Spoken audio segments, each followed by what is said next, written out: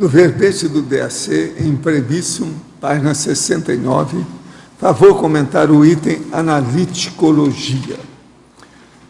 Aqui eu falo o seguinte: analiticologia são as análises arcaicas aos fatos e para fatos.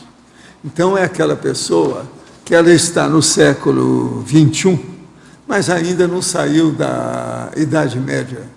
Então, ela analisa as coisas todas ainda dentro de uma abordagem muito fóssil, de sáurio e dinossauro.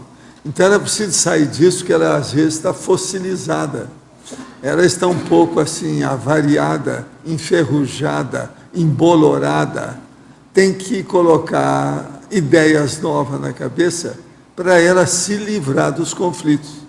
Agora, quase sempre a pessoa que está assim, quando ela está muito arcaica e fossilizada, ela, então, tem conflitos maiores do que o normal.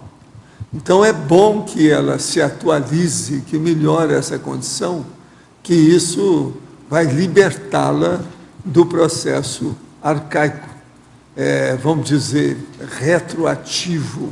Isso é um retrocesso. E a pessoa, sabe, quando está assim, aparentemente você vê a vida dela, parece que ela está estacionada, mas não é. Quando a consciência está estacionada, ela está regredindo, ela está vivendo o passado, e isso é negativo. Uma boa parte desses casos, às vezes, é de alto assédio. Não é porque tem um assediador em cima da pessoa, ela mesma é assediadora.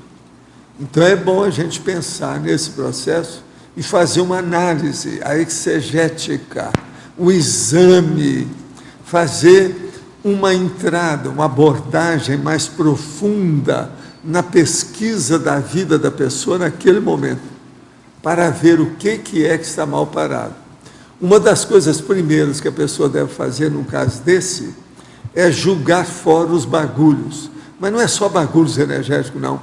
Os principais são bagulhos, às vezes, mentais somáticos. Certas tendências que estão bolorentas. Tem que dar um jeito nisso, já está tudo ultrapassado. É aquele negócio da vida demodê, né? Retrô. É a moda retrô. Tem que dar um jeito nisso e ficar um pouquinho mais avançadinha. Esse é o caminho. Então, é a mudança das rotinas para fazer com que o ramerrão da pessoa seja mais útil, mais positivo. Nós temos que ter ramerrão ou rame-rame. Temos que ter esse processo de repetição. Mas agora, tem que ser uma repetição produtiva. Esse é que é o caminho. Professor? Sim. Aqui, professor Valdo. Professor Valdo, em relação ao DAC, no energossomatologia, estou aqui, ó, professor. Estou aqui. Aqui, ó. No último parágrafo, eu estou entendendo que, quer dizer, eu sempre entendi que crise de crescimento decorria de um autoconflito. E do jeito que o senhor está colocando aqui, eu não sei se eu estou compreendendo. Não, o que eu falo é o seguinte: crise indica uma evolução. O negócio é muito mais sério. Eu não entendi, professor. Aqui, deixa eu só te falar. Eu vou falar tudo aqui para você. Quem alivia as dores dos outros, alivia as próprias dores.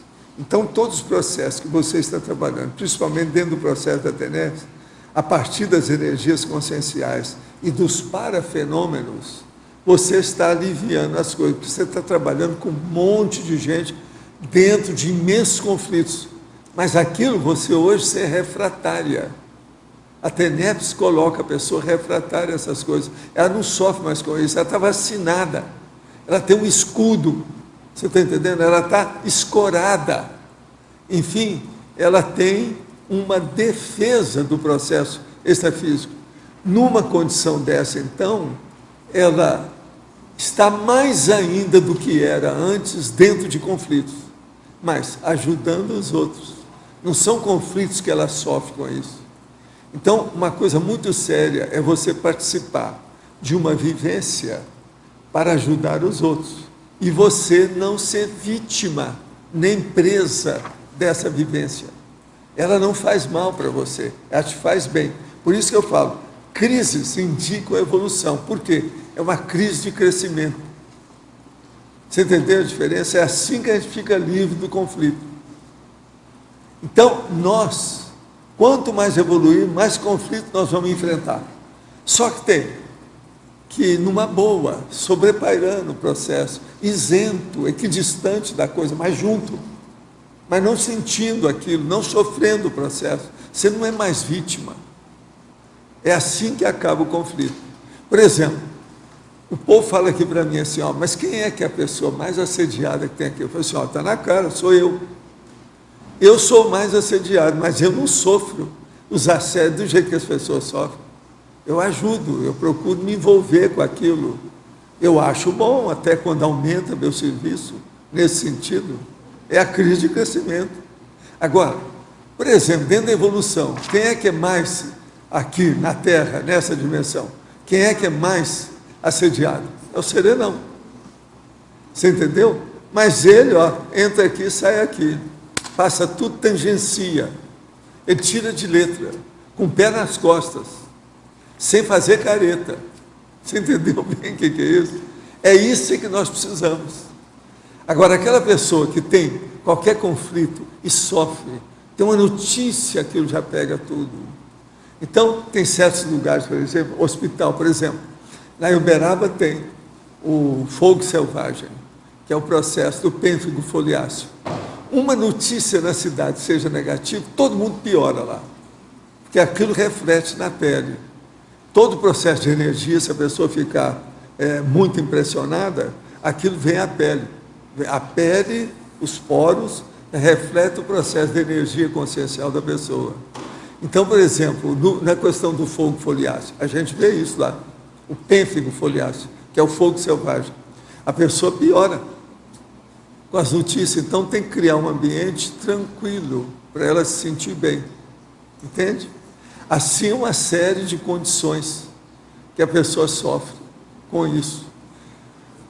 O holopensene da pessoa é aquele conjunto da atmosfera, das energias que estão em torno dela. Ali dentro daquela energia é uma bolha da vida dela. Todos os pensamentos, todos os pensenes, as emoções estão lá dentro. E tem uma média daquilo que está pervagando e mantendo lá dentro, que preenche a atmosfera de vida daquele ambiente.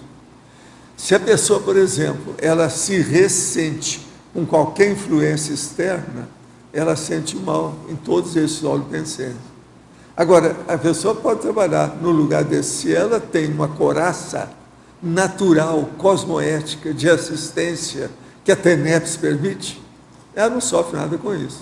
Eu trabalhei em área, por exemplo, de favela, eu trabalhei na favela da Catacumba e na Rocinha, nunca tive problema com nada lá. Trabalhei em áreas de prostituição, de baixio, de boemia terrível, em vários lugares, sem problema nenhum. Tive lugar também com processo que, gente que está saindo de tragédia, de guerra, etc. Tal, nunca tive nada com o processo todo. Agora, procurando assistir. Outra coisa também, já estive em Vegas, Las Vegas, para ver a situação toda, atingi um monte de gente lá dentro. Saí de lá incólume, indene e ileso, quer dizer, inteirinho, sem nada. Então, veja, mas quantos anos que eu estou praticando TENEPS? Então, isso é o escudo, é a coraça, é a defesa, você está entendendo? Para a gente acabar com os conflitos. Então, o conflito tem os seus e tem o de fora. O negócio nosso é não deixar que você não tenha por você e que você não receba influência dos de fora. Esse é o jeito. Está claro? A verbetógrafa, em Fatologia, página 14, de baixo para cima. Poderia falar sobre a prova de inteligência evolutiva? É justamente isso. O senso autoevolutivo, na hora que a pessoa mensura, é uma prova, é uma comprovação do nível de inteligência evolutiva que ela tem.